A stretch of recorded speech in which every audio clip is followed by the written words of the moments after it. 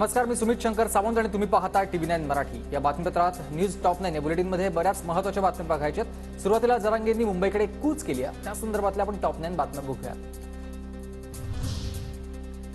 छातीवर गोळ्या झाडल्या तरी आता माघार नाही। मुंबई पदयात्रेपूर्वी माध्यमांशी बोलताना जरांगे पाटलांनी हे संवाद केलेला आहे। तर आजपासूनच आमरण उपोषण करत मुंबईला जाण्याचा विचार, समाजाला विचारून निर्णय घेणार जरांगेंची भूमिका। सरकार आरक्षणावर सकारात्मक आंदोलन मागे घ्या, मुख्यमंत्र्यांचं जरांगेंना आवाहन। तर फेब्रुवारीमध्ये अधिवेशन बोलावून सकारात्मक निर्णय घेऊ, फडणवीसांचं आश्वासन।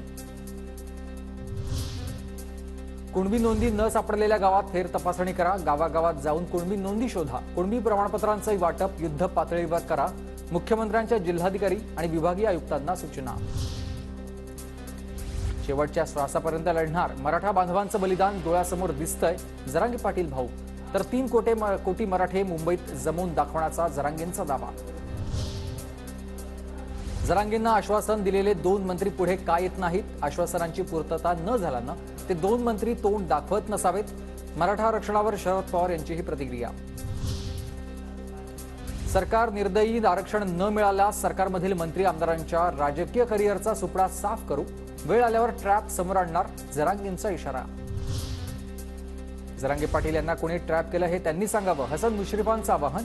मराठा आरक्षणासाठी सरकार सकारात्मक, आठवड्याच्या आत मराठा समाज मागास असल्याचं सिद्ध करू आणि पुढील निर्णय घेऊ, मुश्रीफांची माहिती। मुख्यमंत्री जरांगेंकडे राजकीय प्यादं म्हणून बघतात, मुख्यमंत्री गृहमंत्री सामाजिक परिस्थिती बिघडवण्याचा प्रयत्न करत आहेत, संजय राऊतांचे आरोप।